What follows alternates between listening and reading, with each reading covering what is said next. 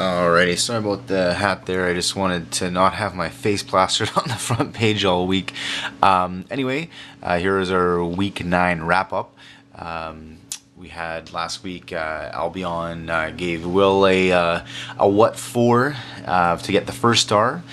We had Jeff and his Peg City Golden Boys take down the Swayzes for second, and Jamie beat Derek for third with less losses, as he was tied, I think, with Kyle for 9 wins. But less losses, I gotta take that over the as a tiebreaker. Just congrats to Peg City for getting the final win of the season. Now everyone at least has won at least 1 week, so hopefully that can average out a little bit more. See, some people already a bit behind the 8 ball, but hey, man, what can you do? All right. We want to discuss the trade that was vetoed between, well, not between, but before Koivu from Minnesota and Steve Mason from Columbus. Now, yeah, I put the veto in for a reason. I mean, obviously, we don't want team stacking.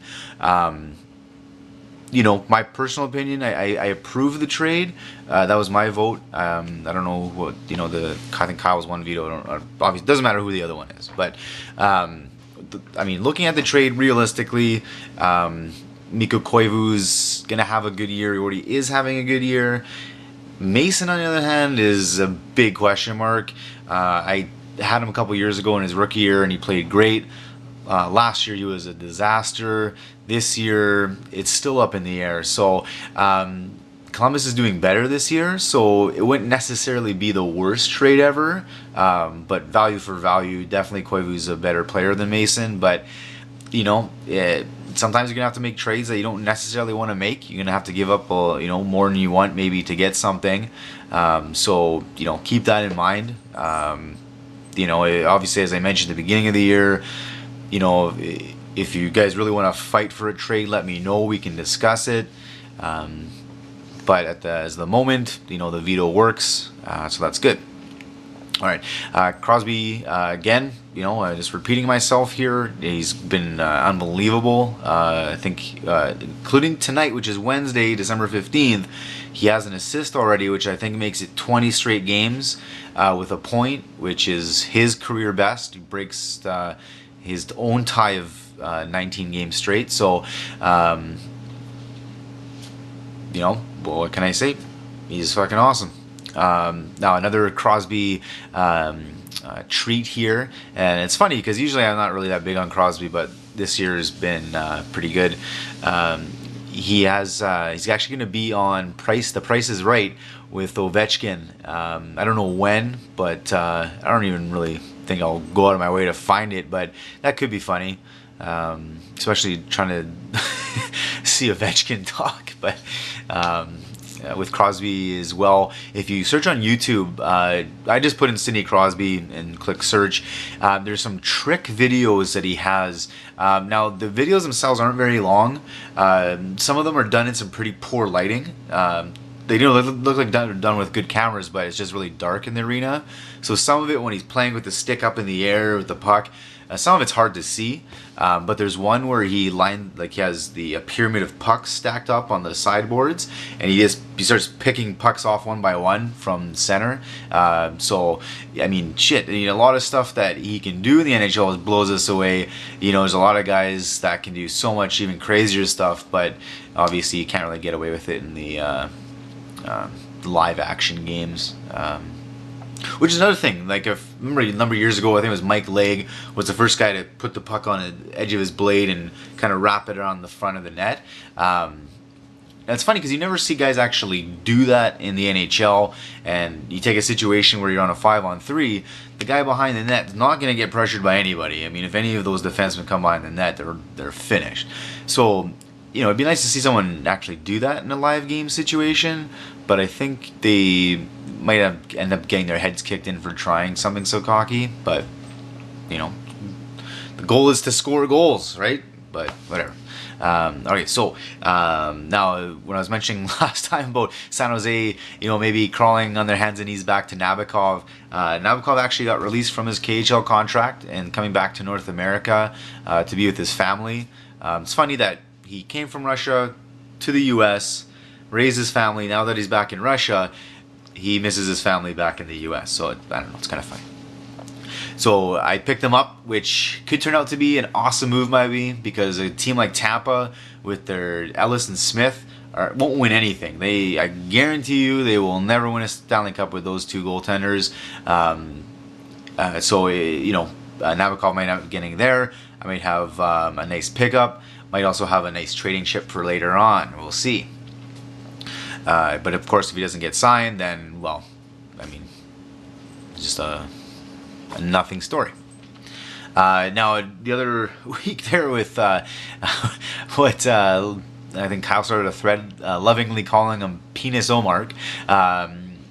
During when he did his shootout there, when he did his spinorama right at the beginning, rather than close to the actual deke portion, Dan Ellis got upset with it, and it's like, dude, how about you save the puck and not worry about what the other guy's doing? That's ridiculous.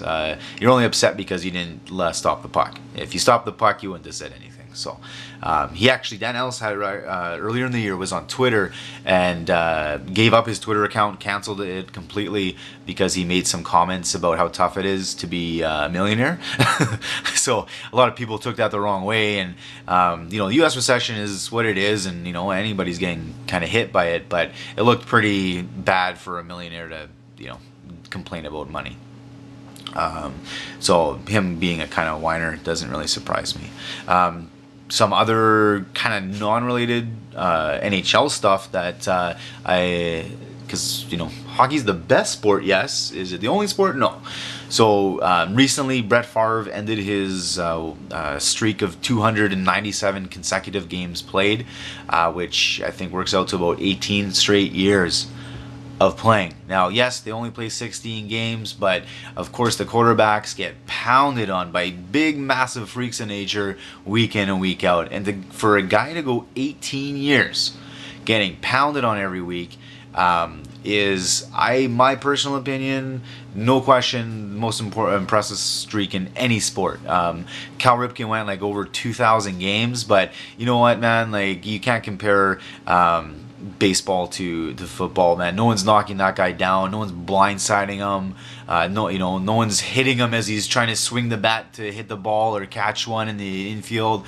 So Favre is just it's a sad thing to see him this season. He hasn't played well. Vikings have stunk. So a terrible way to end his career, especially ending the streak like that. But that's what happens when you keep pushing it, man. He's 41, and eventually that age was going to catch up to him. Someone's age that hasn't caught up to him is Solani, who was part of the poll that I made for this week. I can't believe the guy's like 40 or 41 maybe, but he's over a point a game still. So kudos to the former Winnipeg Jet. He's always been a stand-up guy, and it's nice to see someone excelling at this age. It's pretty cool. I'm a Dolphins fan. That's my NFL choice. I'm also a Knicks fan, so you kind of get the idea. I don't tend to really like teams that are good or that win anything. But on the Dolphins, when they played the Jets last week, who were coming off that huge blowout by the Pats, I don't know if any of you guys saw the replay or the highlight of it, but during one punt where the Dolphins were kicking to the Jets, so the Jets were trying to return the ball. And when the Dolphin guy was coming up the field to in pursuit, he was kind of running along the sidelines, and one of the assistant coaches from the Jets had a bunch of guys line up kind of along the sideline, and the assistant coach tripped the Dolphins player, like full on tripped them, and admitted to it. He's suspended. He was suspended for the rest of the season, but it just came out today that he had asked those guys to line up. So it's even worse. Like, how is this guy not fired? Until this moment, I never knew that ever happened, where a coach or anybody that wasn't on the playing surface became involved. Apparently, it happened back in the 50s or 60s in the CFL and the NFL. I was also told, I guess, there's some college football games where coaches have run onto the field to tackle players. So apparently, it's not the first of its kind, but so unsportsmanlike. Like, come on, like everyone in this league is adults, especially in the NFL. Like, you really don't even get into it until you're 22 or older. So to see a coach do something like that is mind blowing. Like, it's so embarrassing to the league, to the sport, to sports in general. Like, I hope that guy never gets back into the league in any way. Especially since he full on admitted that he did it purposely. It's well, just disgusting. And it could have been against any team, but of course, obviously, I noticed it because it happened against my Fish. Which after the game, a couple of the guys were going off, about how bad it was. But the guy who got tripped was just like, whatever, things happen. But just kind of surprised that he wasn't more upset about it. And then over the weekend, GSP obviously had his rematch against Koscheck and beat on him for 25 minutes. Now, the one thing with GSP is that, I'll say that he's unmatched. He definitely needs to move up the weight class because he's got no competition. But he also has no knockout punch. Like, how the hell did he punch that guy? Like, I don't even know what the count was, but just sat there and jabbed his face, for the whole match. Kept it on their feet, which is good. There wasn't really any ground action, but he doesn't have that knockout punch. So I think that's something that he probably should maybe work on, is because he should have knocked that guy out at any round. It was pretty embarrassing. But so that's the update for this week, and enjoy everything, guys. And keep it rolling, and maybe we can work out that ice fight in Winnipeg. We'll sell tickets, man, and you guys come on down to the shit place this is, and I don't know, whatever, boys. Have a good week. Bye.